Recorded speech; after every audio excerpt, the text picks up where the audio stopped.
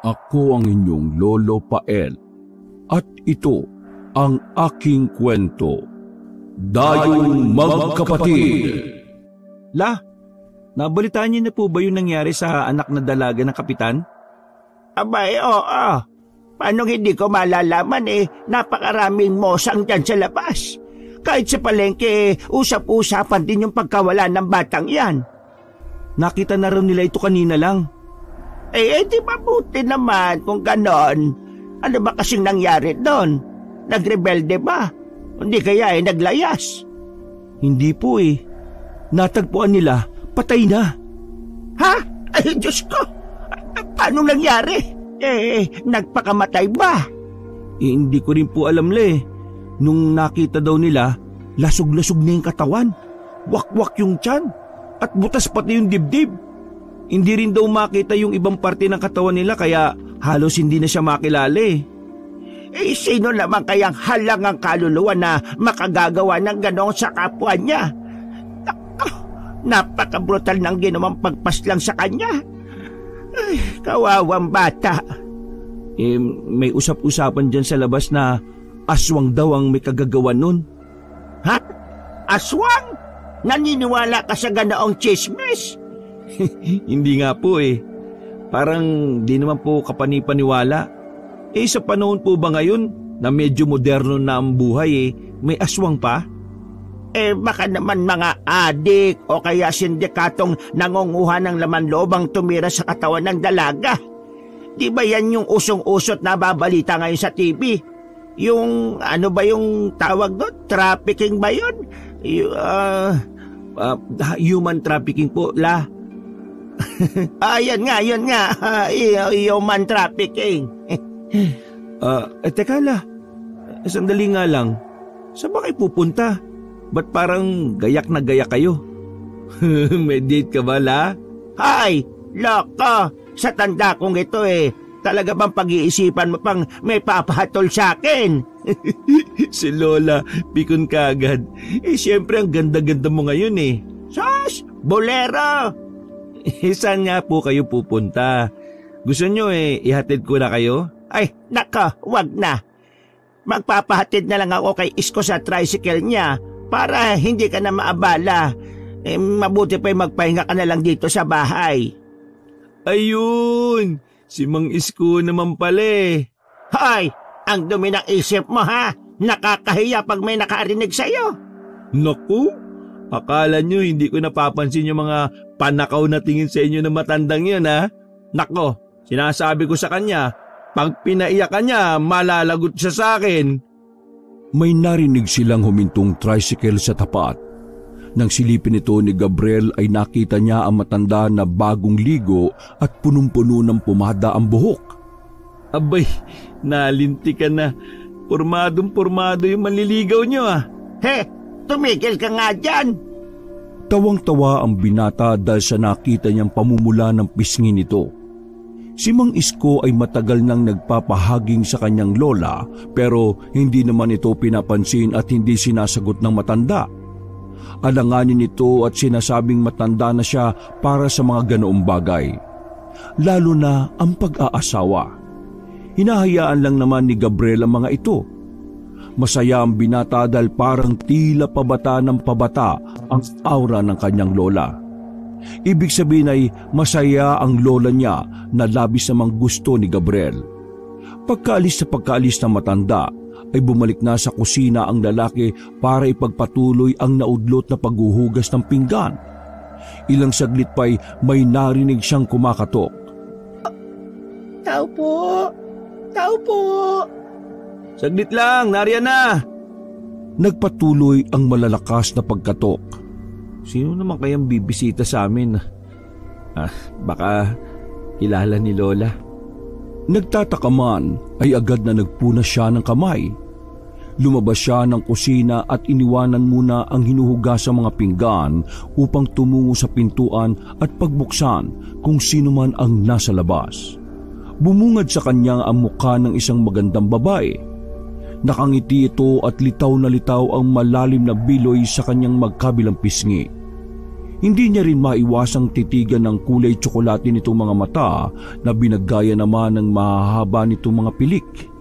Hanggang sa mapadako ang tingin niya sa manipis ngunit mapupula nitong mga labi.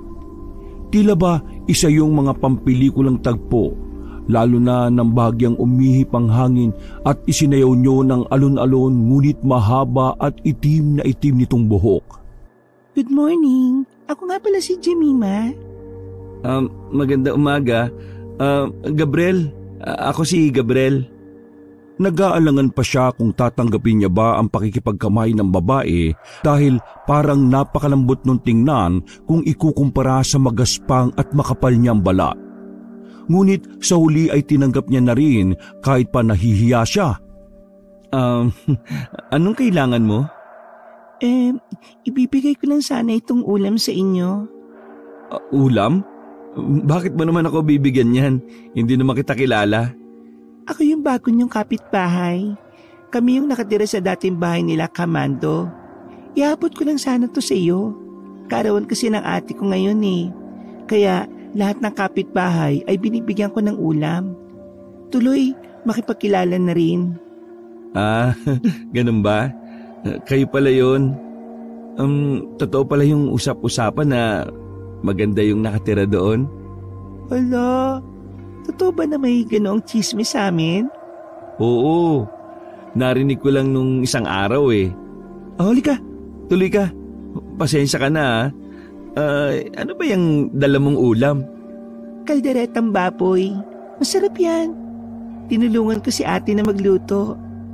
Oh, salamat ha. Mukhang masarap saka napakabango. Correct. Oh, halika. Tuloy ka muna. Isasalin ko lang itong dala mong ulam. Uy, salamat ulit dito ah. Ano ka ba? Walang anuman. Pero hindi sana ako magtatagal eh. Kaso nakakaya naman tumanggi sa'yo. Uy, ba't ka mahihiya? Ayos lang no. Ako nga dapat ang maya sa'yo kasi hindi pa kasi ako nakakapag-ayos dito sa bahay eh. Uy, okay lang. Hindi naman big deal sa akin yan eh. Ako man sa oras na ganito magulo pa rin ang bahay namin. Siya nga pala. Dito ka na muna maupo ha. Tumuloy na si Gabriel sa kusina, hawak ang ulam na binigay ni Jemima. Iniwan nito sa sala ang bagong kapitbahay. May naiwang ngiti sa labi ng binata na di niya maintindihan kung para saan. Grabe, ang ganda niya. Biglang nasabi nito. Nang matapos ay kumuha ito ng tubig at nilagyan ng kaunting yelo sabay tinimplahan ng juice. Pagbalik ni Gabriel sa sala ay nadatnan niya si Jemima na hawak ang isang photo album. Nilapitan itong muli ng binata. Hindi pala kita natanong kung ano ang gusto mong inumin. Sana ayos lang sa itong orange juice. Uy, ano ka ba? Sana hindi ka na nag-abala no. Sige na. Kunin mo. Huwag ka mag-alala. Orange juice lang yan, no? Salamat. Wow. In fairness, ang sarap ng juice, ha? Kumusta naman ang experience niya dito sa baryo namin? Well, ayos naman. Tulad mo, mababait ang mga tao dito. Nakakatuwa nga eh. Ganun ba? Tama naman. Mababait talaga ang mga tao dito tsaka tahimik ang lugar namin. Totoo bang tahimik? Bakit nabalitaan ko kanina sa labas na namatay daw yung anak ng kapitan? Nakataon lang naman yun. Sa bagay, maski saan naman lugar may nangyayaring ganyan. Di na talaga maiwasan yung mga masasamang loob eh. Kaya nga kami ni ate, hanggat maaari gusto namin maging kasundo yung mga kapitbahay para, alam mo na, sa oras ng pangangailangan may makakapitan. Wala ka naman dapat ipag-alala kasi tsak na magkakasundo tayo. Lalo na kung lagi mo akong dadala ng masasarap na ulam dito. Napangiti ang dalaga sa tinuran niyo ng binata. Masaya siyang naging kaibigan nito. Okay lang naman. O sige, hayaan mo. Pag nagluto ulit ng espesyal na ulam si ate pagdadalhan ulit kita. Sana magustuhan mo yung dala ko kanina ha. Ano ka ba? Nagbibiro lang ako, no? Kaya sa ate mo kung pati ako isasama sa budget ninyo. Ayos lang yun. Ay, siya nga pala. Wala kang kasama rito? Meron. Kasama ko dito yung lola ko pero may pinuntahan lang. Kayo lang ng lola mo makasama?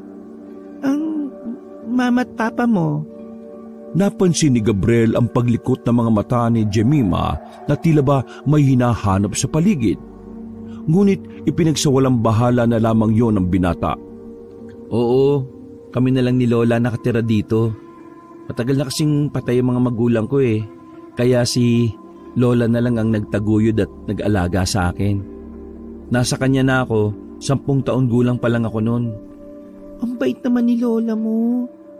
Ako naman, kasama ko si Ate Janice na lumipat dito. Nasa Maynila ang mga magulang namin dahil nandun yung negosyo ng pamilya eh. Hindi nila maiwan. May negosyo kayo? Mukhang yayamanin pala kayo Bakit dito nyo napiling manirahan sa probinsya namin? Palipat-lipat talaga kami ni ate. Basta, habang kwento. Kwento mo sa akin sa ibang araw ha. Mas mahaba, mas maganda. Nakakahiya. Pero alam mo, sa lahat na napuntahan namin, itong bayan nyo yung talaga nagustuhan namin. Sulit na sulit yung pagtira namin dito eh. Bakit mo naman nasabi?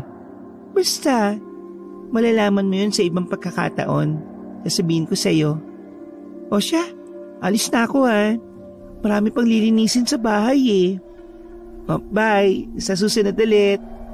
Tumayo na ang babae at naglakad patungo ng pinto. Kumuway pa si Jemima bago tuluyang lumabas sa bakuran ni Gabriel.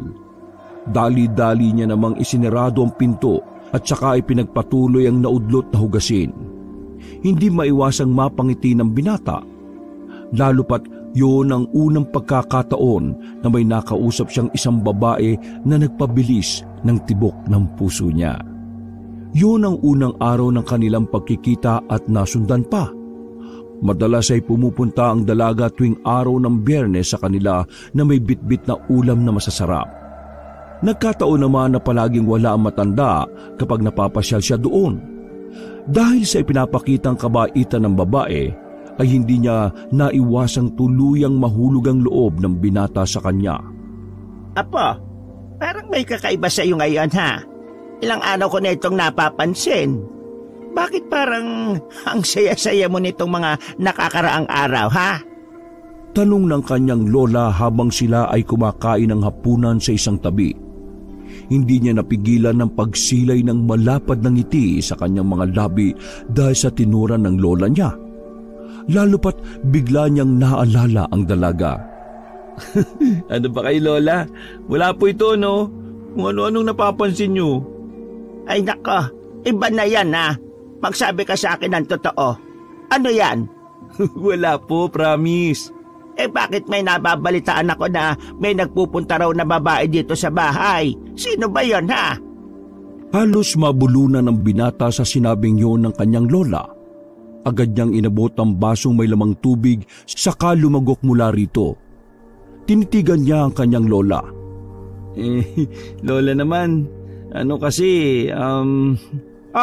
Relax. Nagtatanong lang naman ako sa iyo, iho Hindi naman ako nagagalit. Sino nga ba yon? May nobya ka na ba? Bakit hindi mo sinasabi sa akin? Magkaibigan lang po kami ni Jemima. Dinadala niya po kasi ako ng ulam tapos nakikipagkwentuhan. Jemima? Masyadong pamilyar sa akin ang pangalang yon Kasi sila po yung bago nating kapitbahay doon sa dating tirahan nila Mang Mando. Doon sila nakatira. Nakita ko na nga yon. Bakit naman siya nagpupunta dito at nakikipagkwentuhan sa iyo? Nakikipagkaibigan lang po siya, Lola. Hindi naman siya pinipigilan kita sa pakikipagkaibigan mo sa kanya, iho ha. Mas maigi kasi na nag-iingat. Hindi natin lubusang kilala ang mga babaeng yon. Alam mo na, uso pa atayan ngayon. Kaya lagi ka mag-iingat. Mabait naman po si Jemima. Saka kung may masamang balak siya sa akin dapat noon pa niya ginawa, di ba? Oo nga, pero hindi kasi palagay ang loob ko sa mga yun Mahirap na magtiwala sa ngayon. Sa akin pinaalalahanan lang naman kita. Saka kung maaari huwag ka nang tumatanggap ng mga pagkain galing sa kanya. Ho? Bakit naman po? Basta, sundin mo na lang ako, Apo. Pero nakakaya naman po kung hindi ko kukunin kung sakali mang magdala siya uli dito. Baka isipin niya binabastos ko siya o ayaw ko na makipagkaibigan sa kanya. Pwede mo namang tanggapin tapos itapon mo na lang pagka nakauwi na siya. Pero kung may pagkakataon, imbitahan mo siya dito para makilala ko. Sige. Kahit naguguluhan ng binata sa mga naunang pahayag ng lola, ay natuwa pa rin ang puso niya nang sabihin nitong gusto niyang makilala ang kaibigan. Istrikto ang kanyang lola pagdating sa mga estranghero, pero alam niya na kapag nakilala niya si Jemima, ay tiyak na magugustuhan nila ang isa't isa. Natataon naman kasi palagi na kung kailan pumupunta ang dalaga ay wala ang kanyang lola. Tapos ay palagi silang di nagpapang-abot. Hanggang sa kinabukasan ay naisip niyang siya naman ang dumalaw sa babae para makilala ng personal ang ate nitong si Janice. Ano kaya kung ako naman ang pumunta sa kanila ngayon para makipagkwentuhan? Kaso wala naman ako madalang pagkain sa kanila. Pero teka, may tira pala kami kagabi. Initin ko na lang. Tinutuo ng binata ang sinabi niyang yon. Mabilis niyang tinungo ang bahay ng dalaga. Nang makarating kina Jemima ay inayos pa ni Gabriel ang suot at pinagpag ito na animoy may nakikitang alikabok. Tao po! Tao po! Jemima? Makailang ulit pang tinawag ni Gabriel ang pangalan ni Jemima ngunit tila walang tao sa loob. Pinit niya ang siradura ng pinto pero nakalak yun sa loob. Kaya alam ng binata na may tao. Minsan pa ay tumawag siya sa bahay at kumatok. 10:00 na. Tulog pa kaya sila? Medyo nakaramdam ng pagkailangang binata nang mapansin niyang may mga tumitingin at tsismosa sa kabilang kalsada. Paglingon niya ay nakita niyang nagbubulungan ng mga ito, sabay tumigil nang mapansin nilang nakatingin na ang binata. Kaya alam na ni Gabriel na siya na ang pinupulutanan ng mga ito. Samantala ay ipinagkibit balikat na lamang niya ito. Ay nako, mga tao nga naman Walang magawa sa buhay Mabuti pa balik na lang ako mamayang tanghali.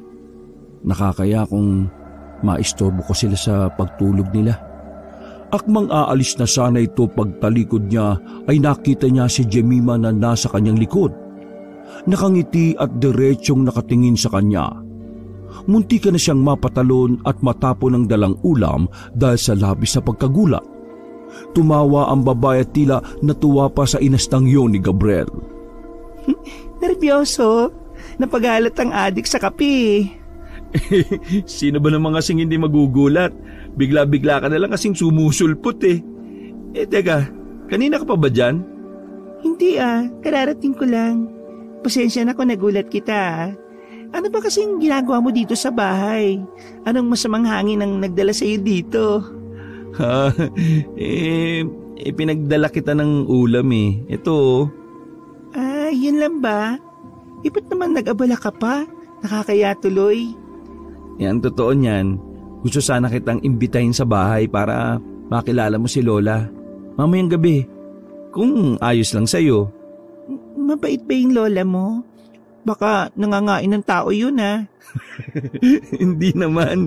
Siya na yung pinakamabait na lola na nakilala ko, no? Wala kang dapat ipag-alangan sa kanya. Sige. Punta ako mamaya.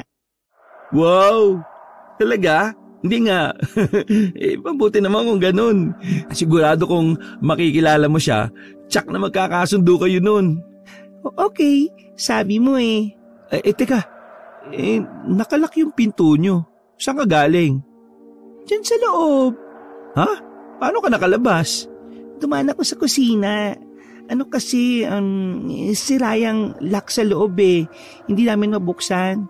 Hindi pa kasi namin maasikaso na bumili ng pamalit sa bayan eh. Kapag nakabili na kayo, sabihan mo ako ha. Ako na yung mag-aayos niyan. Talaga? O sige, tamang-tama, di kasi kami marunong yan ni ate. Yung ate mo ba nandyan sa loob? Tulog pa eh. Medyo napasarap kasi kami ng kwentuhan kagabi kaya, ayun, parehas kaming puyat. Hala, nakakaya naman. Ano ba yung dala mo? Ay, oo nga pala. Munti ko na tuloy makalimutan. Ito, para sa'yo to. Adobong baboy yan. Luto ni Lola. Wow, mukhang masarap ha. Salamat. O sige, tuloy na ako. Uy, mamaya ah. Kung gusto mo isama mo na rin si ate mo para makilala din namin siya. Ay nako, busy yun sa gabi. Ako na lang. Sa susunod na lang na pagkakataon ng ate ko. Okay. O di sige. Mamaya ah. Pumasok na sa bahay si Jemima. Ngunit bago tuluyang umalis ay narinig niyang nagbubulungan ng tao sa loob ng bahay. Hindi niya maunawaan ang sinasabi nila.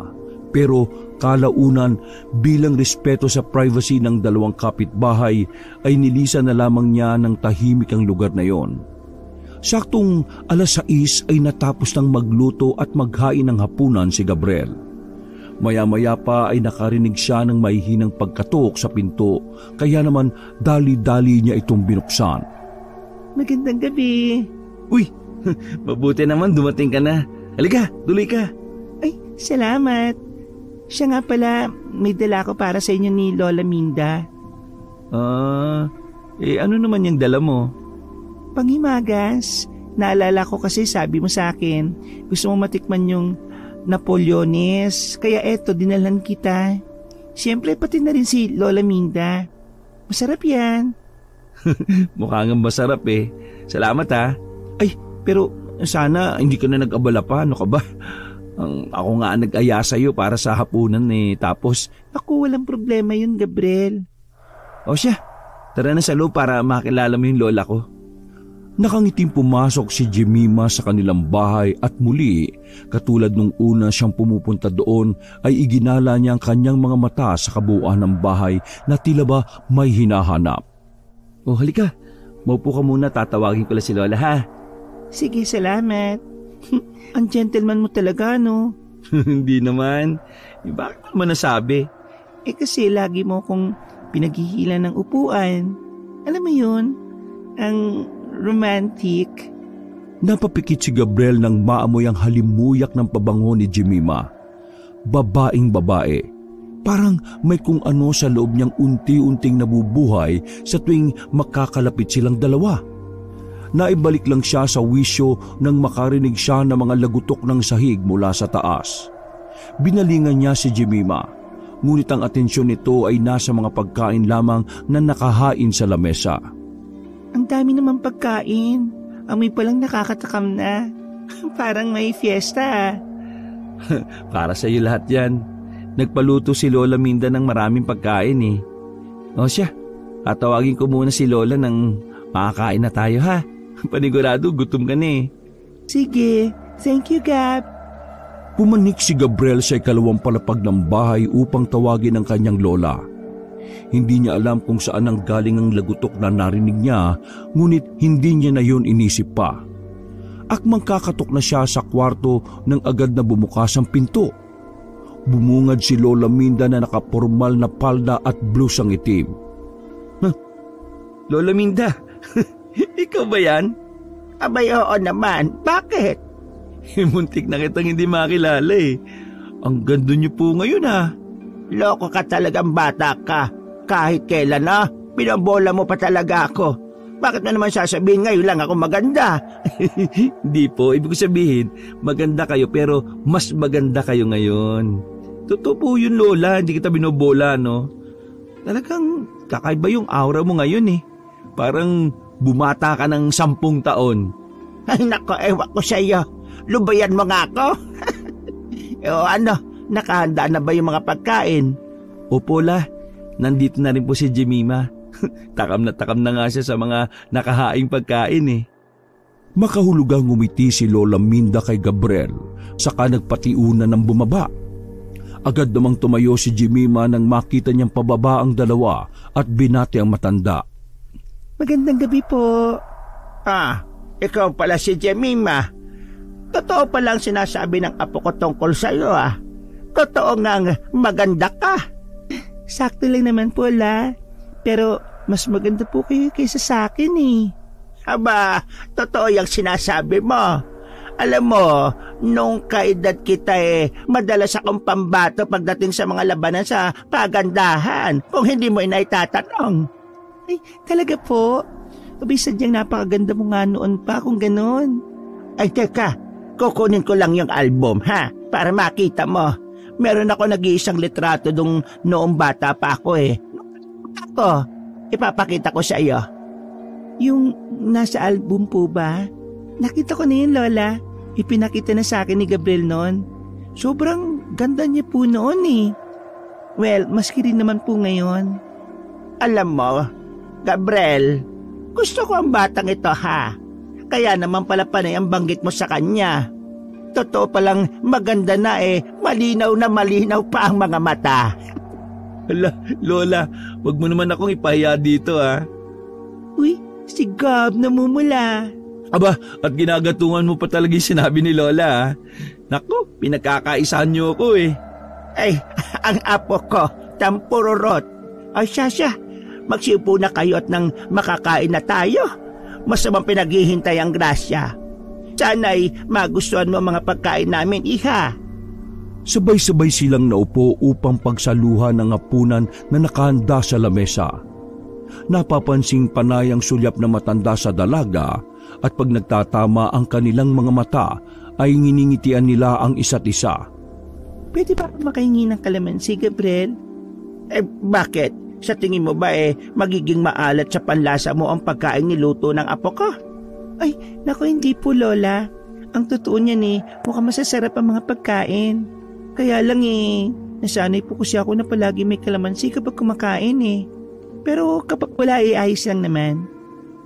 Kalamansi ba? Meron. Marami. Teka lang, ikukuha kita. Ay, salamat. Pagbalik ng binata ay may bitbit na itong mga nahiwang kalamansi. Inabot niya ito sa dalaga. Unang nagsundok ito ng sinigang at ilang piraso ng karne at ipinatak niya ang kalamansi sa pagkain. Maya-maya ay nagsimula na itong kumain. Ibang klase din ang trip mo, Sinigang na nilalagyan ng kalamansi. Pasensya ka na. Nakasanayan ko na lang talaga Napansin naman ni Gabriel na tila nagbago ang aura ng kanyang lola.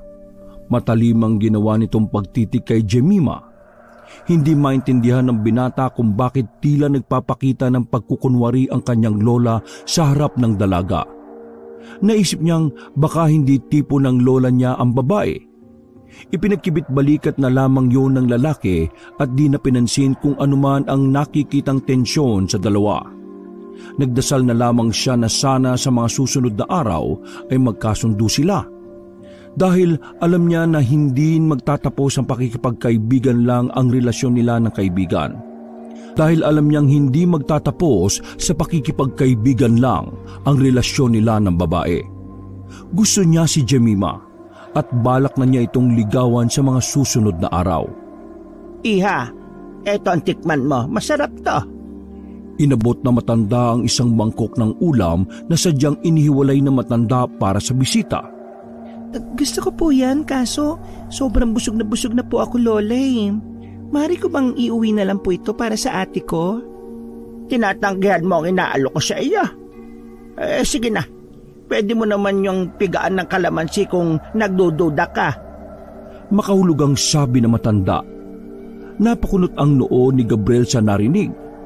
Nagpalit-palit ang tingin niya sa dalawang babae na kasabay niyang kumakain.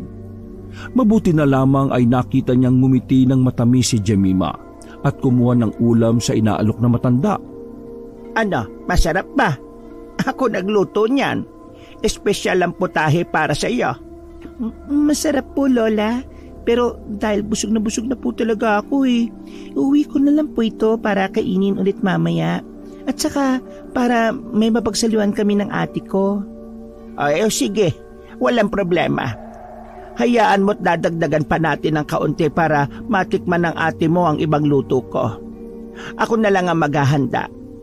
Teka, at kukuha ako ng baonan ha. Teka nga lang pala. Ano po yun, Lola? Gusto mo dito ko na lang muna matulog ngayong gabi para naman makapagkwentuhan pa muna tayo.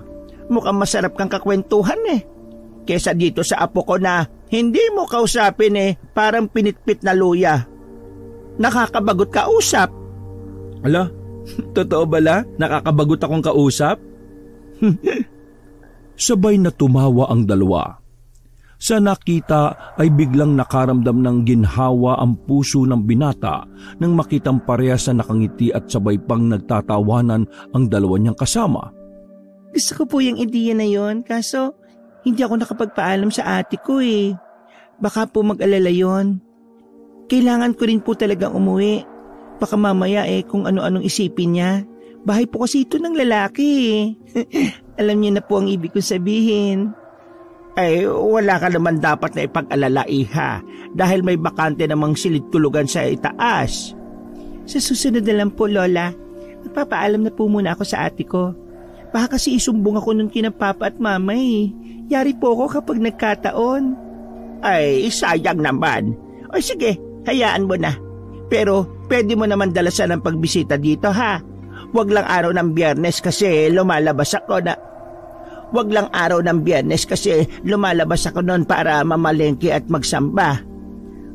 Mas magandang ideya po yon. Sige po, bukas po idadalaw ako ulit. Napangiti si Gabriel dahil sa naging usapan ng dalawa. Tila mas lalo pa siyang nahumaling kay Jemima dahil sa paraan ng pakikitungo nito sa lola Minda niya. May angking karisma talaga ang babae na hindi niya maintindihan. Marami naman na siyang nakilalang magagandang babae pero ang presensya ng dalaga ay kakaiba sa kanyang pakiramdam. Maraming salamat po sa napakasarap na hapunan. Kailangan ko na pong magpaalam eh. Uuwi na po ako. Hindi na talaga kita mapipigilan kung ganon. Sige. Gabriel, apo, ihatid mo na itong si Jemima at delikado na sa daan. Gabi na. Baka mapaano pa siya. Agad na dinampot na matanda ang mga ibinalot niyang pagkain at ibinigay ito sa dalaga. Ibinili nitong kainin na kagad ito ng dalawa at huwag nang paabutin ng umaga dahil tiyak na mapapanis ito. Tumango ang dalaga sabay ngumiti bilang tanda ng pasasalamat. Pagkatapos magpaalamanan ay inihatid na nga ni Gabriel si Jemima. Sigurado ka bang nabusog ka? Parang napansin ko kakaunti lang yung nakain mo Masarap naman talaga yung niluto mong ulam kaso medyo naalangan ako kay Lola Nahihiya ako. Nakakailang kasing tumitig para akong malulusaw. Pasensyaan mo na yun. Medyo malabo na kasi mata niya Baka kasi sinisigurado lang niya kung totoong maganda ka. Naku, nambola ka na naman. Hindi, totoo yung sinasabi ko. Maganda ka naman talaga, Jemima. Pero yung totoo, masarap ba talaga o hindi yung luto ko? Masarap, tangi. Nabusog talaga ako. Bakit? Hindi ba halata? Sabay lumitaw ang biloy sa magkabilang pisngi ni Jemima nang malapad siyang ngumiti. Hindi masyado Pero seryoso, salamat sa hapunan na may masasarap na handa Walang anuman, basta ikaw no? May tanong nga pala ako. Ano yun? Naniniwala ka ba sa mga aswang? Natamemi si Gabriel sa tanong ni Jemima. Hindi niya napansing nasa harap na pala sila ng bahay ng babae. Hindi niya tuloy maiwasang bumaling roon. Napakadilim at walang ni isang ilaw na bukas. Huminto sila sumandali sa tapat ng kanilang pinto. Hindi Bakit ikaw, naniniwala ka ba sa ganong klase ng mga halimaw? Oo. Kung hindi ka naniniwala, ibig sabihin hindi ka takot sa aswang? Hindi dapat katakutan ng isang bagay na hindi mismo nakita ng iyong mga mata. Yan ang isang turo sa akin ng lola Saka matagal na ako dito, no? Wala pa naman ako nakikitang aswang eh. Aswang sa kagandahan meron. Sabay tingin ito sa kausap na babae. Bigla namang natigilan si Jemima sa tinurang yun ng kausap. Hindi siya nakaimik kaagad. Walang halong biro. Paano kung sabihin kung totoo sila? Basta. Hindi ako naniniwala sa aswang eh. Bakit ka nauutal? Tumigil ka nga. Basta, hindi totoo yung mga aswang-aswang na yan, no? Palusot lang yan ng mga taong gustong makagawa ng krimen at gustong makaligtas sa parusa ng batas. Galit ka na ba niyan o napipikon lang? Hindi, ayos lang ako. Biro lang yung mga sinabi ko kanina. May mga nababalitaan kasi ako dito sa inyo na pinatay na naman daw ng aswang. Nawaglit sa isip ni Gabriel ang mga bali-balita tungkol sa mga nagaganap na krimen nitong mga nakaraang araw. Hindi niya na sana yun maalala pa kung hindi dahil sa tanong ni Jemima. Hindi may tatangging nakaramdam siya ng takot na mga sandaling yon. Sakto namang nilulukuban siya ng kakaibang kaba dahil sa kadilimang nakikita sa bakuran nila Jemima ay siya namang paglitaw ng isang babaeng magulo ang buhok na nakatakip sa kanyang muka. Nakasuot ito ng mahaba at puting roba. Muntik nang mapasigaw ng malakas ang binata dahil sa gulat. Ate? Napatingin si Gabriel kay Jemima at sa babaeng nasa harapan nila. Gabriel, ito nga pala si Ate Janice ko. Ate, siya yung sinasabi ko sa yung kaibigan ko, si Gab. Inayos ng babae ang kanyang buhok at ipinusod ito. Nang maaninag ng mabuti ni Gabriel ang mukha nito ay nakita niyang hindi rin maitatangging maganda ito at maputi tulad ni Jemima. Kulang lang talaga ito sa ayos nung gabing yon. Ikinagagala kitang makilala, Gabriel. Pero gabi na, nandito pa kayo sa labas nag-uusap? Mamaya ay may makakita sa inyong mosang. Tsak na kayo na naman ang handa ng mga tsismosa bukas. Ay naku ate, hayaan mo na lang sila no. Alam naman natin na wala namang kaming ginagawang masama ni gabi. Nag-uusap lang kami. O sige, ituloy na lang muna ninyo ang usapan nyo na yan bukas. Sige po ate, salamat po. At saka, mauna na po ako. Masaya po akong makilala kayo. Tumango ang dalaga sa kanya. Maya-maya ay giniya nito ang kapatid papunta sa likurang bahagi ng bahay. Teka, hindi pa po ba ayos yung pinto ninyo? Hindi pa. Hindi ko pa kasi naharap mamalengke dahil marami akong ginagawa. At saka, ayos lang. Meron naman kaming pinto sa likod.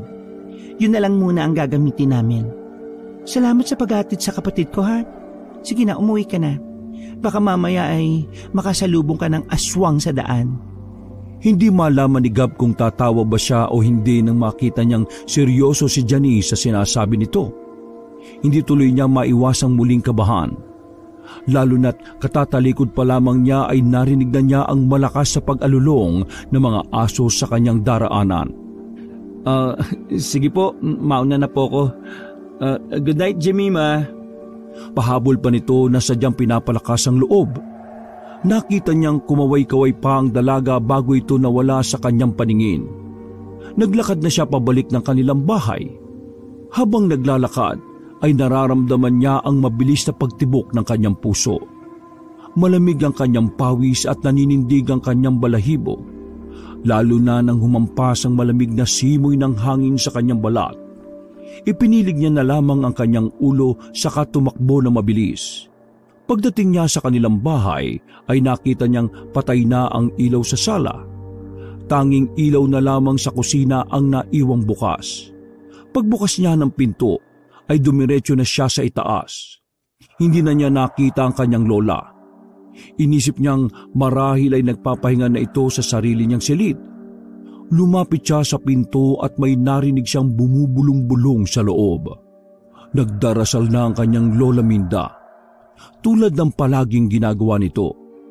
Hindi na niya ito inistorbo dahil kapag nagdarasal ito ay ayaw na ayaw nitong naaabala. Dumiretso na rin siya sa kanyang silid upang magpahinga. Hindi na siya nag-abala pang magpalit ng damit dahil sa pagod at agad nang nahiga sa kama. Katulad kanina ay nakarinig na naman siya ng mga lagutok. Hindi niya na sana yun bibigyan pansin nang naging sunod-sunod na mga ito at palakas pa ng palakas. Tinakpan niya ng una ng kanyang mukha ngunit hindi pa rin tumitigil ang mga ingay na yon. Hanggang sa makarinig na siya ng mga kalabog. Pinakinggan niya maigi kung saan yung nanggagaling. Pati ang dibdib niya ay kumakabog na rin dahil sa kaba. Nang tumigil na ang ingay ay pumikit na lamang siya at pinilit na matulog hanggang sa tuluyan na nga siyang igupo ng antok. Kinabukasan ay nagising na lamang si Gabriel dahil sa ingay na nanggagaling sa labas ng bahay. Pupungas-pungas siyang bumangon at dumungaw sa bintana ng kanyang kwarto. Tanaw niya ang mga taong nagkukumpulan sa bakuran ng kapitbahay nilang si Aling Sally. Nanlaki ang kanyang mga mata nang makitang nakasalampak ang ali sa lupa at kandung nito ang wala ng buhay na katawan ng sanggol na anak. Dagli siyang bumaba at nakiusyoso. Nakisali na siya sa umpukan at nakinig sa naging usapan ng mga taong naroon. Hayop talaga mga aswang na yon. Hindi na talaga sila titigil sa pagpatay ng mga tao dito sa atin. Abay marami-rami na rin ang namamatay dahil sa kanila. Dapat siguro umaksyon na tayo. Tama, kung maaktuhan ko lang yung mga yan, susunugin ko ng buhay. Tama, pagbayarin natin sila dahil sa mga buhay na kinuha nila. Aswang po? Oo, aswang ang pinaghihinalaan namin na dumali sa mga bata at buntis dito sa atin. Nagsimula ito nang mamatay ang anak ni Kapitan. Tapos sinundan ang pagkamatay ng buntis na sila Arnie. Tapos kayo ang sanggol na anak naman ni Sally. Sa tono mo bata parang wala kang kaalam-alam sa nangyayari sa baryo natin Tatlo na po ang napapatay ng aswang? Oo, yung anak ni Kapitan natagpuang kulang-kulang ang parte ng katawan at wala nang laman loob. Samantalang yung buntis at itong sanggol meron lamang marka ng maliit na butas sa tiyan at leeg. Parang sadyang sinipsip lamang ang kanilang mga dugo. Nung araw na yung din ay nagpatawag ng agarang pagpupulong ang kanilang kapitan sa plaza upang pag-usapan ang nangyayaring yon sa kanilang barangay. Sinabi nitong sobra-sobra na ang ginagawang pagpatay ng mga aswang. Nakiusap ito at humingi ng tulong sa mga tao upang madakip ang mga taong gumagawa ng karumal-dumal na krimen na yon. Nangako pa ito ng gantimpala para sa makakapatay ng aswang. Abay dapat lang nahulihin na sila para matapos na ang kanilang kasamaan. Nakakagigil na talaga Simula kasi nang dumating ang mga dayong yan dito ay nagsimula ng kaguluhang ito. Kung hindi siya nagkakamali ay sina Jemima ang tinutukoy ng mga kababaryo niya. Sila lang naman kasi ang bagong lipat sa baryo. Teka lang. Ang pinagbibintangan niyo po ba ang magkapatid na bagong lipat dito sa atin? Sa pagkakaalam ko sila lang naman ang dayo dito sa atin Oo, sila nga at wala nang iba. Imposible Hindi nila magagawa ang bagay na yun. Sinasabi mo lang yan dahil may gusto ka doon sa isang dalaga. Akala mo Gabriel hindi namin malalaman na nakikipaglapit ka sa babaeng yon? Bakit? May pruweba ba kayo na aswang sila? Hindi pa ba sapat na nagkakagulo na ang baryo at nagkaroonan ng mga patayan buhat nang dumating ang magkapatid na yan? Pero nagkakamali kayo. Hindi sila aswang. Gabriel, binabalaan kita. Ngayon pa lang ay putulin mo na ang koneksyon mo sa kanila habang maaga pa. Oo nga Gabriel, tama si Mang Isko. Huwag mo nang hintayin pati kayo mismo ng lola mo ay mabiktima. Aba, hindi ko papayagang mangyari yun kay Minda. Bago pa niya magawa yun ay uunahan ko na sila. Talagang malaki ang tama mo sa lola ni Gabriel pare Handang-handa mong sagupain ang aswang alang-alang sa kaligtasan niya. Ay oo, siyempre. May loves ko yun Napairap na lamang ang binata sa naging usapan ng dalawang matanda. Nangalisag ang balahibo niya sa mga binitiwan nitong salita. Ngunit kahit ganoon ay mas pinili na lang niyang manahimik. Inisip niya ang magiging kalagayan ng magkapatid. Napagkasunduan ng mga tao sa barangay na magkakaroon na ng curfew at roronda na ang mga barangay tanod tuwing gabi. At kung sino man ang makakitang pagala-gala sa oras ng curfew at mahuli ay kailangan magpaliwanag dahil haharapin ito ang parusa ng barangay. Pagkatapos ng pulong ay umuwi na ang binata. Mula sa plaza ay madadaanan niya ang bahay ni na Jemima. Tanghali na subalit nakasarado pa rin ang mga bintana nila at pinto.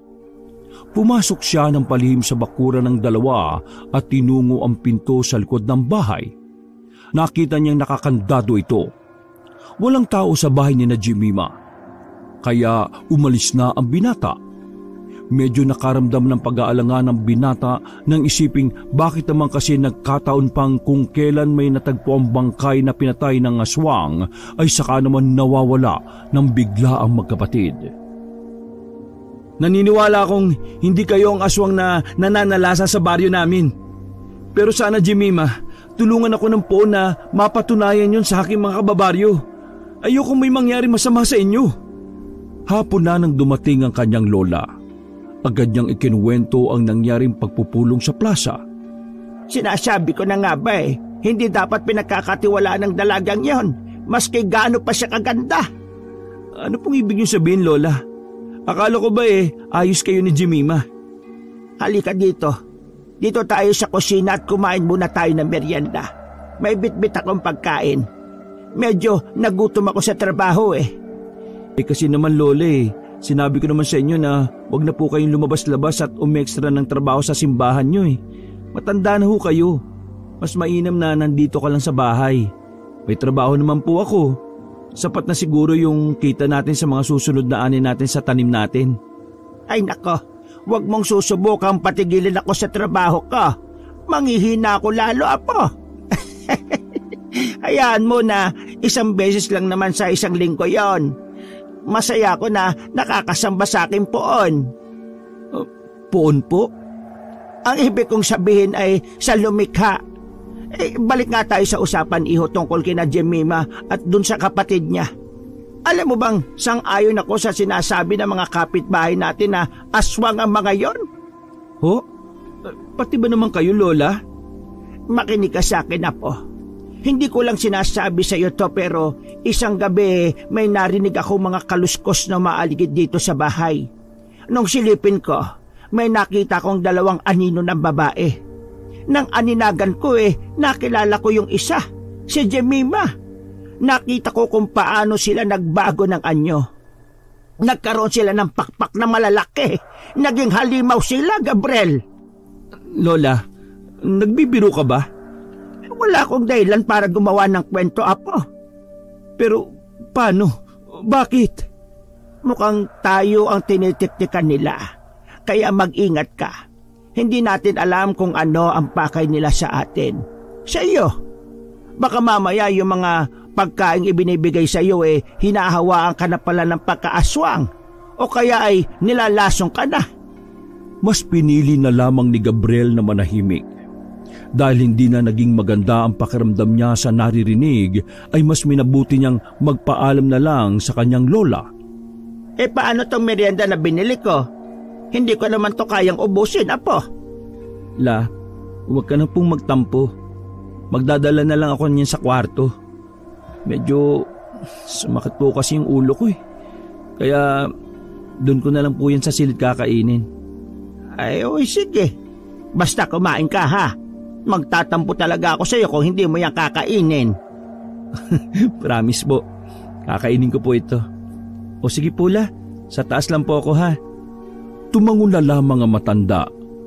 Matapos siyang makapagsandok ng pagkain nito ay pumunta na sa itaas ang binata, bitbit ang pagkain at inumin. Pagpasok sa silid ay marahan niyang ibinaba ang plato sa maliit na lamesa. Binalikan niya ang pinto at isinara yon. Sa pagkakataong gano'n na isinasara niya ang silid, ay ibig sabihin ayaw niyang magpaistorbo dahil nagpapahinga siya. Nakasanayan na nilang maglolang ganoong mga gawin ng isa't isa. Kabisado na nila ang ugali nila, kung ano ang gusto at ayaw nila. Ngunit imbis na kumain ay pinili na lamang niyang mahiga at pumikit. Hanggang sa di na niya namamalayan na siya ay makatulog. Madilim na nang bigla siyang maalimpungatan. Nang tingnan niya ang relong nakasuot pa sa kanyang braso, ay nakita niyang mag-aalas 3 na madaling araw. Ay nako, napasarap na naman ako ng tulog Naramdaman niya ang pagkalam ng kanyang sikmura nang makita niya ang pagkaing nakalapag pa rin sa kanyang lamisita. Sayang naman to, di ko na nakain. Ngunit imbis na kainin yon ay ininom na lamang niya ang tubig na nasa baso. Dahil hindi na siya dalawin pa ng antok, ay pinilit niyang kunin ang librong di pa niya natatapos na basahin. Isa yung horror novel mula sa paborito nitong sikat na writer. Dumapa pa siya at seryosong binasa ang bawat latag ng mga pangyayari. Ngunit sa kalagitnaan ng kanyang pagbabasa, ay biglang may narinig siya na pumukaw ng kanyang atensyon. Nung una ay binaliwala nga lang niya yon dahil akala niya ay nadala lamang siya sa binabasang aklat. Subalit nang naulit ang tunog, ay bigla siyang umayos ng upo at pinakinggang mabuti ang ingay na yon mula sa labas. Malakas na pagaspas ng pakpak at sa tingin niya ay malaki yon. Parang malaking payong ng mamang sorbetero na may iba't ibang kulay tapos ibubukas sara ng mabilis. Ganon ang naririnig niya ng mga oras na yon. 7 hanggang 8 pagaspas ng kanyang bilangin. Pagkatapos noon ay biglang bumagsak yon o bumaba mismo sa bubungan ng kanyang kwarto.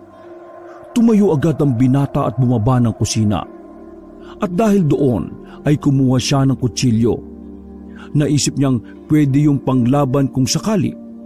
Lalabas sana siya upang tingnan yon pero kalaunay nagbago ang kanyang isip. Dahil delikado, naisip niyang wala siyang karanasan at kakayahang makipaglaban sa mga aswang kung sakali. Nakiramdam siya sa paligid. Pero kasunod noon ay wala na siyang narinig na anumang ingay.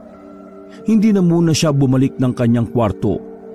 Doon na lamang siya tumambay sa sala at nagmuni-muni. Inisip niya kung totoo ba o isang panaginip lang ang lahat. Pero napagtanto din niyang hindi pwedeng ibon lang o manok ang may ganong uri at lakas ng pagaspas. At ganon ding hindi ganoong kalakas ang kalabog na magagawa nito sa bubong. Naalala nito ang sinabi ng kanyang lola tungkol sa anyo na nakita nito sa magkapatid na Jemima at Janice. Aswang? Nang maisip niya yon, ay kaagad na naisip niya ang kanyang lola. Kaya mabilis niyang inakyat ang hagdan at kinatok ang pinto. Nang walang anumang tugon mula sa loob, ay sinubukan niyang buksan ang pinto. Nakahinga siya ng maluwag nang makita niyang payapang nakatulog ang kanyang lola. Sa suot ng paborito nitong itim na bestida. Nang makita niyang humihinga naman ang lola niya, ay hindi na niya ito ginising. Dahan-dahan na lang siyang lumabas at pumuntang muli sa kusina upang magtimpla ng kape. Ngunit hindi pa man niya natitikman ng tinimpla ay nakita niyang may nagliliwanag sa labas. Nang silipin niya ito sa bintana ay may nakita siyang grupo ng mga tao na may hawak na sulo. Agad siyang lumabas upang tingnan kung ano ang nangyayari. Anong ibig sabihin nito? Bakit may dala kayong mga matatalim na buho at sulo? Papunta kami ngayon sa bahay ng aswang, Gabriel. Kanino? Nakita namin kanina yung Janice pag-alagala kahit gabi na. Kaya nakasisiguro kaming sila talaga ang aswang. Nakakasiguro po ba kayong aswang talaga sina Jemima at yung ate niya? Aswang sila at pagbabayaran nila ang lahat ng mga ginawa nila kasamaan dito sa baryo natin. Ano pong balak niyong gawin sa kanila? Pakiusap naman huwag niyo silang sasaktan. Ay nako, tumigil ka na bata. Nakapagdesisyon na kami. Pupuksain namin ang masasamang aswang na yon na sumira sa katahimikan ng baryo natin. Nang dumiretso ang mga tao papunta sa bahay ni Jemima ay sumunod ang binata sa kanila. Pinipilit nitong kausapin si Isko at pinaninindigan niya ang pagkakakilala niya sa babaeng unang nagpatibok ng kanyang puso. Papanindigan ko po sinabi ko. Maniwala kayo sa akin. Hindi aswang sina Jemima. Kung hindi ka naniniwala, manahimik ka na lang. Hayaan mong kami sa gusto namin mangyari. Alam ni Gabriel na wala na siyang magagawa upang baguhin ang desisyon ng kanyang mga kabaryo.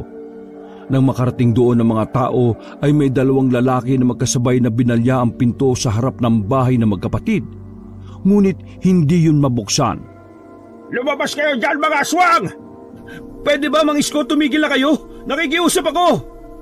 Nang subukang iharang ni Gabriel ang katawan nito sa pinto, ay dinakma ng isang lalaki ang kanyang suot na t-shirt at hinila siya palayo sa pintuan. Kinaladkad dito. Palibas ay malaking lalaki ang kababaryo niyang yon ay hindi siya nakalaban. Dinala nila ito sa gitna ng bakuran. Sa kasawiang palad ay nagalit ang tatay ng sinasabi nilang nawawalan ng anak at pinaniniwala ang kinuha at biniktima ito ng magkapatid. Sinipa nito si Gabriel at natumba ang binata. Gumapang siya at pinilit na umupo sa lupa. Tumingala siya sa lalaki. Nanlaki ang mga mata niya nang lapitan na siya ng mga kalalakihan at may balak ang mga itong bugbugin siya. Teka, huwag niyo saktan ang binatang yan. Hindi yan ang sadya natin sa lugar na ito. Kailangan natin pasukin muna ang bahay ng aswang. Sa sinabing yon ng lalaki ay nagsilapitan na ang ilan at tumulong para sirain ang nakasaradong pintuan. Nang mabuksan nila ito ay nagulat sila nang sinindihan ng ilaw ng bahay. Tumambad sa kanilang paningin ng katawan ng hinahanap nilang dalagita. Nasa ibabaw ito ng hapagkainan. Walang saplot na suot at wakwak ang dibdib hanggang tiyan. Galit na galit ang mga tao. Hindi makapaniwala si Gabriel sa kanyang nasaksihan.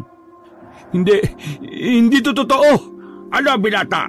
Naniniwala ka na? Panay ang iling niya at may namuong luha na rin sa kanyang mga mata. Hindi niya magawang paniwalaan kung ano ang nakikita ng kanyang mga mata. Nasasaktan siya ng labis. Kung totoo man na aswang nga si Jemima, ay pakiramdam niya tinraidor siya ng dalagang iniibig. Pasalamat ka. Kung hindi dahil sa lola mo hinayaan na kitang mabugbog kanina. Sige na, umuwi ka na. At baka kung mapano ka pa rito. Hindi natin alam kung ano ang magiging takbo ng utak ng mga tao. Kinuha na matanda ang kanyang kamay at inalalayan siyang makatayo. Mabilis niyang iniwan ang lugar na yon at pauwi na siya sa kanilang bahay. Ngunit bigla siyang natigilan nang may makitang anino na tila nagtatago sa likod ng mga puno sa kanilang bakuran. Mabilis niyang pinuntahan yon at nakita niya ang ate ni Jemima. Ikaw yung ate ni Jemima, di ba? Oo, ako nga, Gabriel. Tulungan mo ko. Nagkakamali ang mga tao. Hindi ako aswang. Kaya lang naman ako nasa labas ng gabi dahil hinahanap ko ang aking kapatid. Nawawala si Jemima. Ano? Paanong nangyari? Hindi ko alam. Siguro ay tinablan siya ng maika ng aswang o kaya ay may nakain siyang pagkain mula sa aswang. Pagkain? Mula sa aswang? Teka, sino bang tinutukoy mo? Ako ba? Hindi ako aswang ha? Hindi ikaw. Ngunit tatapatin na kita. Aswang ang lola mo, Gabriel. Siya ang nambibiktima ng mga tao rito. Ano? Nasisiraan ka ba ng ulo? Paano magiging aswang ang lola ko? Matagal ko niyang kasama. Kaya imposible. Ipapaliwanag ko sa iyo sa ibang araw. Pero magtatago muna ako. Please, pakitingnan naman dyan sa bahay ninyo. Baka dyan itinago si Jemima. Please, makinig ka sa akin. Delikadong tao ang lola mo. Pagkasabi noon ay mabilis na umalis si Janice at tumakbo papasok sa kakahuyan upang magkubli sa galit ng mga tao. Hindi agad magawang kumilos ng lalaki dahil sa labis na gulat sa nangyari. Natauan lamang siya nang bigla niyang narinig ang lola na tinatawag siya mula sa itaas ng bintana nito sa kwarto. Ano bang ginagawa mo dyan sa ibaba? Abay, ang aga mo yatang nagising Lola? Halika dito. Delikado dyan sa labas. Tahimik na pumasok si Gabriel sa loob ng kanilang tahanan. Nakita niyang nag-aabang na ang lola sa sala. Ano ba ginagawa mo sa labas?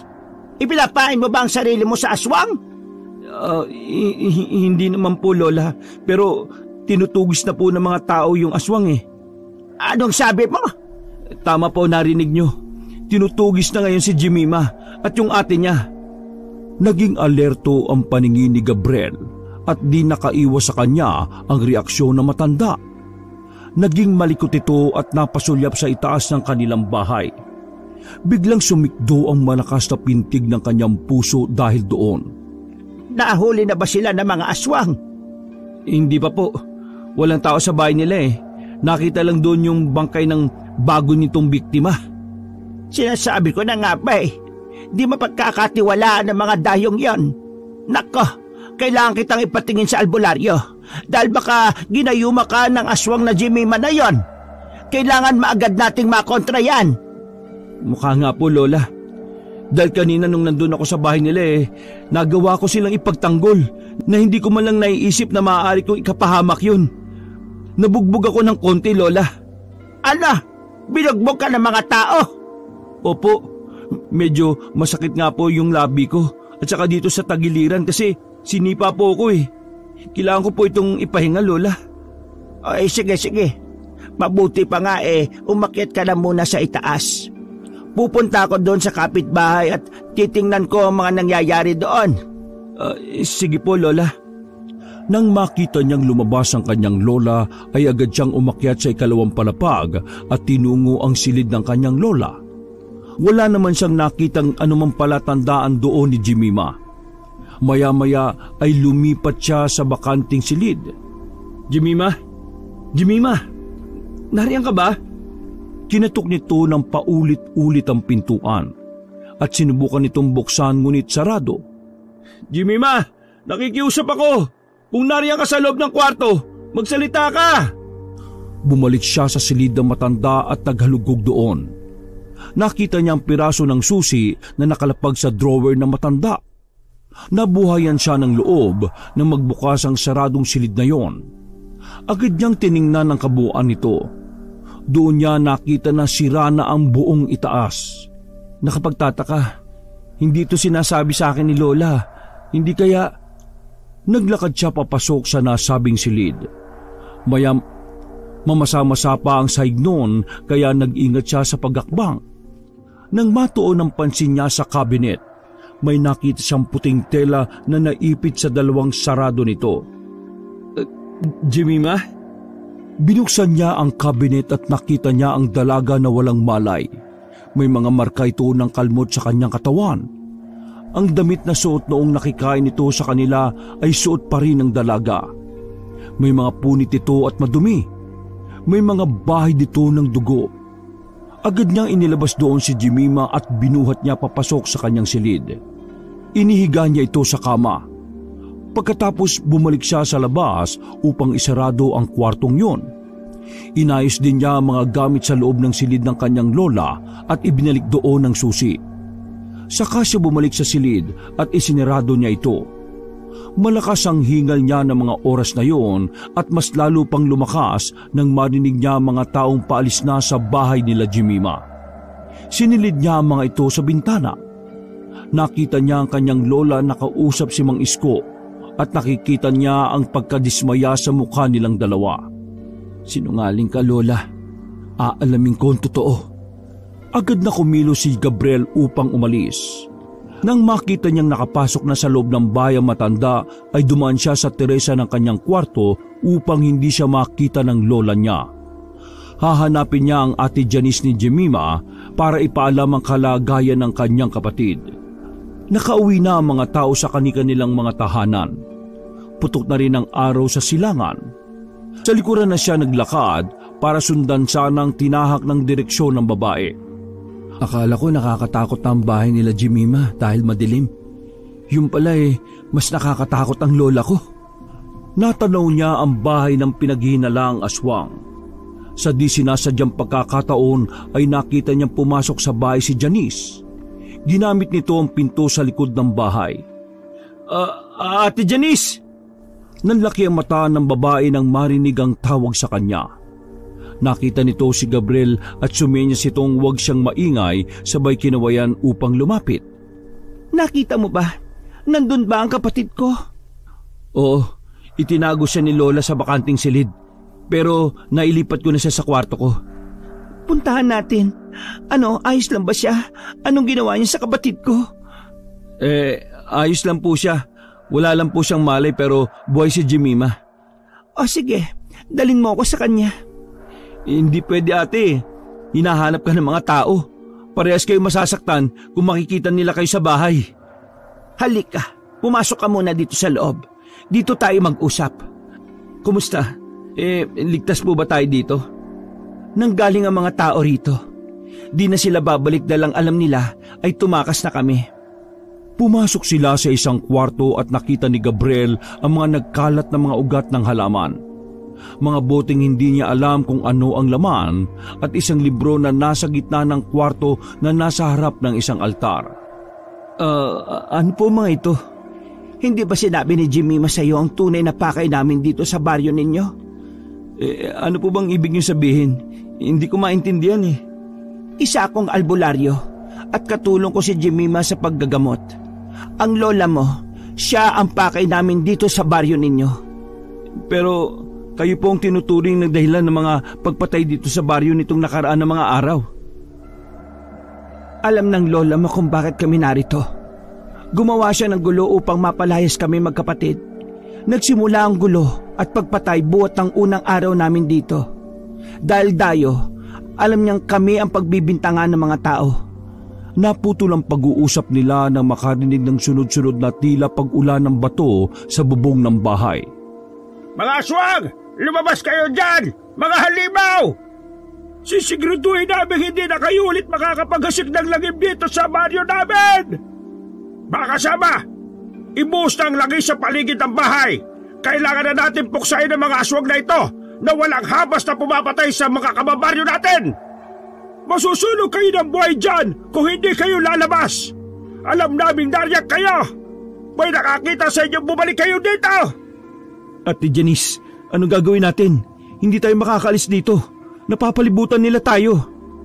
Huwag ka matakot. Akong bahala. Haharapin ko sila.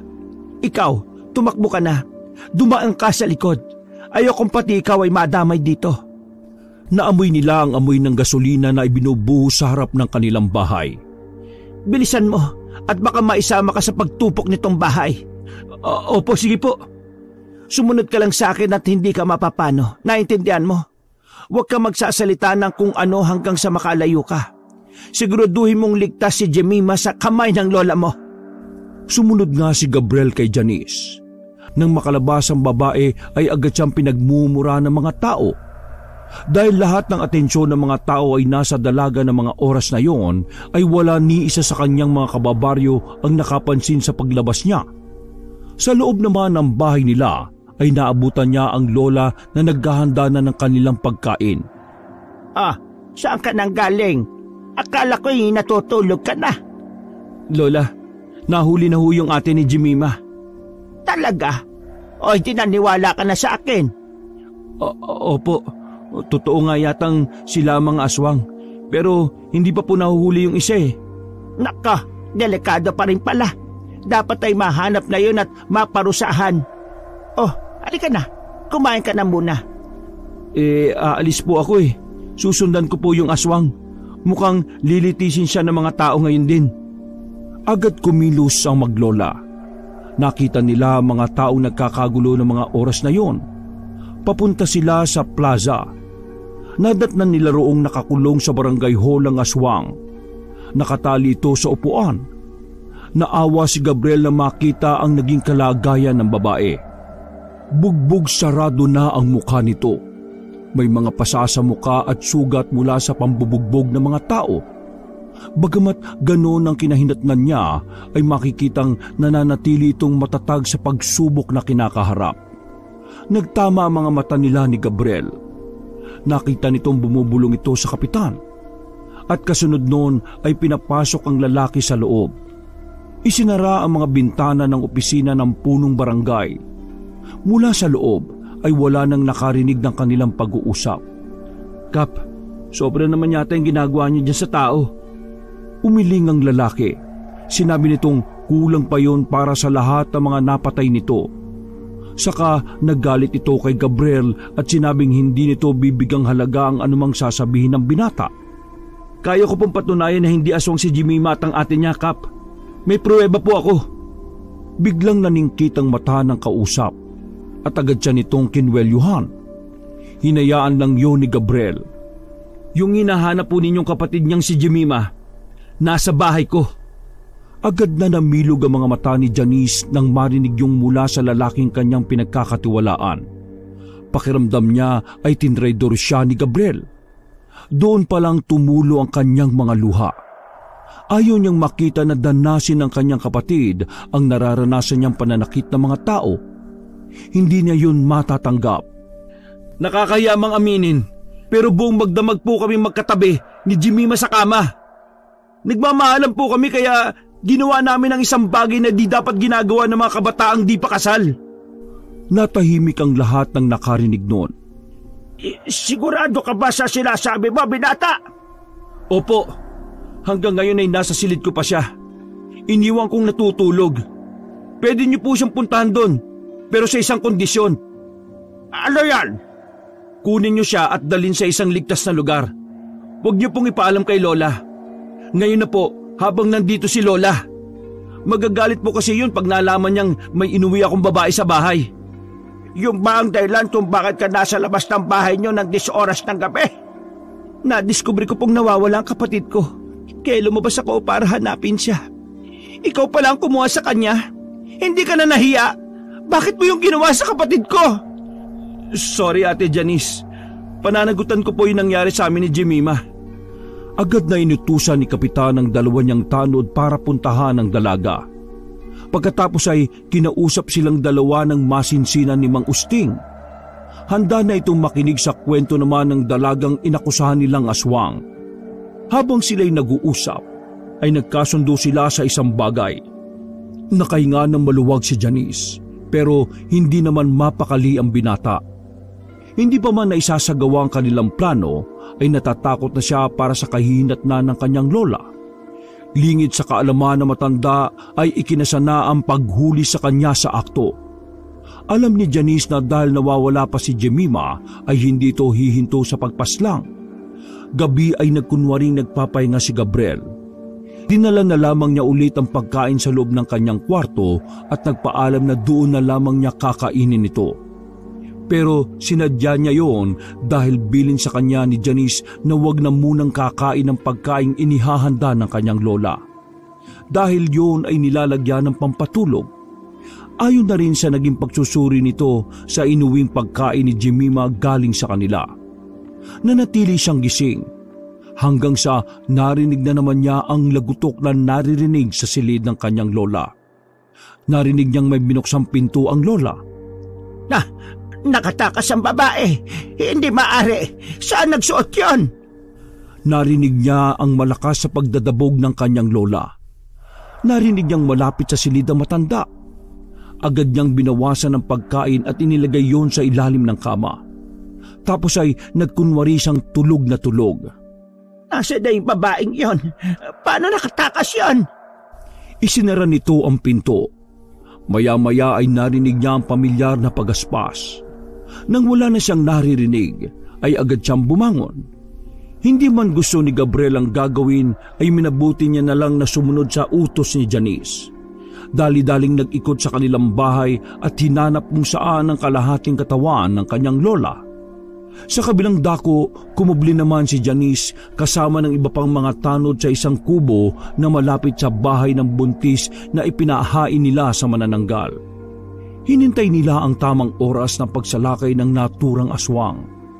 Maya-maya ay narinig nila ang paparating na malalakas na paggaspas ng pakpak at dumapo yon sa bubong ng bahay nila Delia. Nagsimula ng kumaluskos ang mahaba nitong kuko. Palibhas ay gawa lamang sa kugo ng bubong ay hindi mahirap dito na sirain ito at masilip sa loob ang natutulog na buntis. Bilisan mo, Gabriel. Sana'y sumunod ka sa naging usapan natin. Kailangan mapuksa ng malupit na aswang na ito. Nakita ni Janice na lumabas ang asawa ni Delia at nagsimulang maghagis ng asin sa bubong at sa paligid ng bahay. Pumainlan lang ang nakakilabot na angin ng matandang aswang. Tandang Minda! Tayo ang magtaas! Hawak ang buntot ng pagi ay lumabas si Janice sa kanyang pinagkukublian. Agad naman napatingin sa kanya ang nanlilisik na mga mata na matanda. Tanging malakas na pag-angil nito ang kanyang narinig. Halika rito! Ako ang harapin mo! Akmang lilipad na sana papunta sa kanya ang matandang aswang, ay siya naman paglabas ng mga kababaryo ni na Gabriel. Ayun ang aswang! Bilis! Tirahin nyo na si Bat! Mabilis itong lumipad pa itaas at paikot-ikot lang sa himpapawid. Galit na galit ito dahil naunsyami ang kanyang planong pagkain.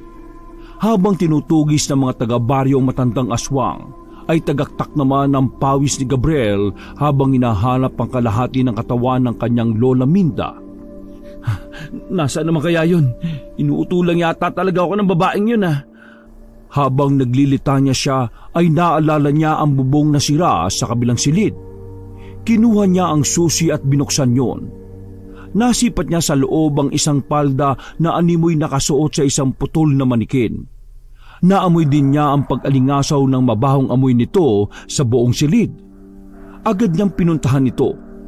Inilabas niya sa bulsa ang isang maliit na botelya na ibinigay sa kanya ni Janice. Ibinili nitong ibuhos ang laman noon sa katawan. Upang manghina ang aswang, ang prosesong yun ay ginagawa ng dalaga bilang pamumuksa sa halimaw. Patawarin mo sana ako, La.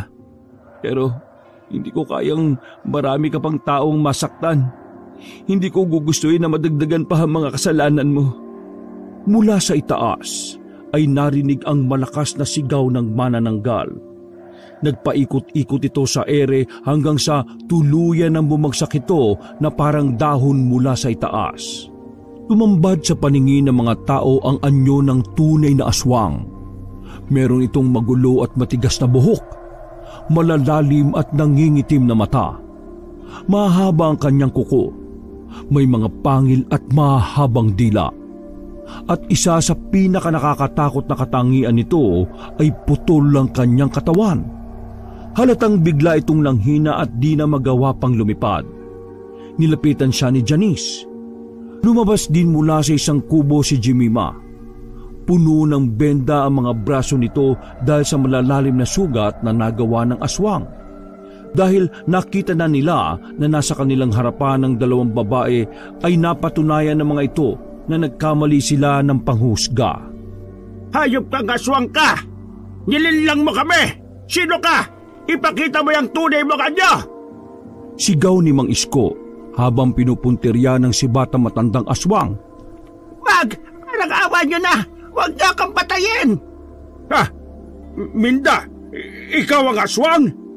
Hindi namin nakalain na ikaw pala ang aswang na pumapatay dito sa ating baryo! Hayop ka! Wala kang awa! Bakit, Minda? Bakit? Nagtatanong ang mga mata nito. Halatang di nito gusto ang kanyang natuklasan. Nasasaktan ito sa katotohanan ang tinatangi niyang babae ay ang kinamumuhiang aswang. Hindi makatingin sa kanya si Aling Minda. Nakatungo lang ito sa lupa. Sinisikap nitong ikampay ang kanyang pakpak ngunit hindi niya magawa dahil sa panghihina. Ate Janice, Jemima! Napalingon si Minda sa direksyon kung saan nagmula ang boses ng kanyang apong si Gabriel. Nagtataka ito kung bakit ito naroon gayong alam niyang hindi naman nagmimintis ang inihahalo niyang pampatulog sa pagkain nito. Nagawa mo ba ang inuutos ko sa iyo? Tumango na lamang si Gabriel bilang tugon kay Janice. Kitang-kita niya ang galit ng mga kababaryo nila sa lola niya at nasasaktan siyang makita ito sa ganoong kalagayan. Hindi niya namalaya ng pagtulo ng mumunting butil ng luha sa kanyang mga mata. Tama na! Magsitigil na kayo! Hinarap ni Janice sa mga tao na siya namang ikinagulat ni Gabriel. Ate Janice, huwag niyo siyang saktan! At bakit hindi, Ineng? Sinira niya ang maganda naming samahan at pinatay ang iba naming kababaryo. Sa tingin mo ba palalampasin namin yon? Kailangan namin ng hustisya para sa mga naging biktima niya. Naiintindihan ko po, pero tapos na ho ang laban. Paano matatapos buhay pa ang matandang yan? Ginawa na ni Gabriel ang nararapat na gawin. Hindi na makakabalik si Aling Minda sa kanyang katawan dahil pinatay na ito ni Gabriel. Matatapos na rin ang buhay ng matanda kapag sumapit ang umaga ang usting. Paano mo naman kami masisigurong mamamatay ang aswang na yan? Apo niya itong si Gabriel. Sabihin mo nga, makakaya niya ba talagang patayin ang kanyang sariling lola? Tama po kayo. Mahal na mahal ko ang lola ko. Pero hindi ko po masisikmura ang ginagawa niya. Gusto ko matigil na siya sa pagpatay ng mga inosenteng tao. Dahil sa mga narinig ay mas lalong tumindi ang galit ng aswang. Dahil doon ay naipon niya ang natitirang lakas at akmang susugurin ng traidor na apo. Ikinampay nito ang pakpak at gigil na lalapit kay Gabriel. Napansin agad ito ni Janice. Kumilos siya at inumang ang buntot pagi na hawak. Sa saktong distansya ay mabilis niyang hinila ang binata at nakipagpalitan nito ng pwesto. Sinalubong niya ang aswang at walang tigil nitong nilatigo ang matanda. Napaluha na lamang si Gabriel sa isiping papatayin ng mga taong ito ang kanyang lola Minda. Ni sa hinagap ay hindi niya naisip na sa isang iglap ay magbabago ang kapalaran nilang maglola. Kung sana lang ay hindi niya nalaman na aswang pala ang kanyang lola. Hindi sana mangyayari ang lahat ng ito sa kanila. La, patawarin mo ako. Hindi ko gustong saktan ka. Hindi ko gustong kampihan sila. Pero ayoko ring mas lalo ka pang mapasama. Hindi sumagot ang matanda. Sa halip ay umangi lamang ito dahil patuloy na nasasaktan. Tiningnan niya ang kalangitan. Unti-unti nang sumisilip ang liwanag. Mahal na mahal kita. Patawarin mo ko sa nagawa ko, ha. Sorry po. Unti-unti nang nagbabago ang anyo ng kanyang lola at bumabalik na ito sa pagiging tao. At dahil nga hindi na makakabalik pa sa kanyang katawan ng matanda, ay unti-unti na nga itong nanghina ng labis. Apo, patawarin mo ako. Lola, Paalam, Gabriel. Mahal na mahal kita, apo ko. Biglang sumuka ng napakaraming dugo ang matanda. Maya-maya pa ay may biglang lumabas na maliit na itim na bilog na sinlaki ng holen sa kanyang bibig. Pinulot naman ito ni Gabriel. Nagsimula na ngang sumikat ang araw at kasabay nito ay unti-unting pagkamatay ng aswang sa baryo. Isang arawng nakalipas ay makikita sa harap ng isang puntod si Gabriel at Jemima. Patawarin mo sana ako, Gabriel, kung sinapit mo ito dahil sa amin. Tumingin sa kanya ang luhaang mata ng binata. Yung pakikipagkaibigan ko sa iyo, totoo lahat yon. Hindi yung kasama sa plano para mapuksa namin ng aswang. Pero kung hindi mo ako mapapatap... Paano nyo nalaman na may aswang dito sa baryo namin? May kamag-anak kami rito. Siya ang unang nakakita ng aswang. Naaktuhan niya ito nang pabalik na sa bahay ninyo. Kaya alam niyang aswang ang lola mo. Siya ang lumapit sa amin para puksain ang pamiminsala nito sa inyong baryo. Sino siya? Yung may-ari ng bahay na tinutuluyan namin. Yun ang dahilan kung bakit umalis sila rito pansamantala sa baryo ninyo. Tumangulang ang lalaki. Sabay talikod sa dalaga. Humakbang na ito palayo na laylay ang mga balikat. Gabriel, patawarin mo ko, ha. Muling lumingon sa kanya ang lalaki. Wala kang dapat na ihingi ng tawad. Ginawa ko lang yung tama. Mamaya ibabalik na ako sa ate ko sa lungsod. Aalis na kami. Gusto ko sanang magpaalam sa iyo, kaso... Oh, bakit ka naman magpapaalam? Sino ba ako sa iyo? Ano bang meron tayo? Ano kasi... Huwag mo nang sabihin. Hindi pa ito ang tamang panahon para pag-usapan ng bagay na yan. Jemima, hindi ko pa alam kung kailan ako tuloy ang makakabangon sa nangyari. Sana patawarin mo ko. Naintindihan kita. Sige, salamat, Gab. Aalis na ako. Paalam. Tumalikod na ang dalaga. Nakatayo lang ang lalaki habang pinapanood ng tuluyan ng pag-alis ng babaeng una niyang minahal. Gusto man niya itong pigilan at yakapin ng buong higpit ay hindi niya magagawa. Panahon nang nagsasabi kung kailan maghihilom ang lahat ng mga sugat. Samantala, habang papaalis ang sasakyan ni Jemima ay kumakaway ang mga tao sa kanila. Ang ilan ay pinahihinto pa sila para magbigay ng mga regalo, prutas at gulay sa mga dalaga. Tanda yun sa pasasalamat nila sa di malilimutang tulong sa kanila ng dayong magkapatid. Wakas!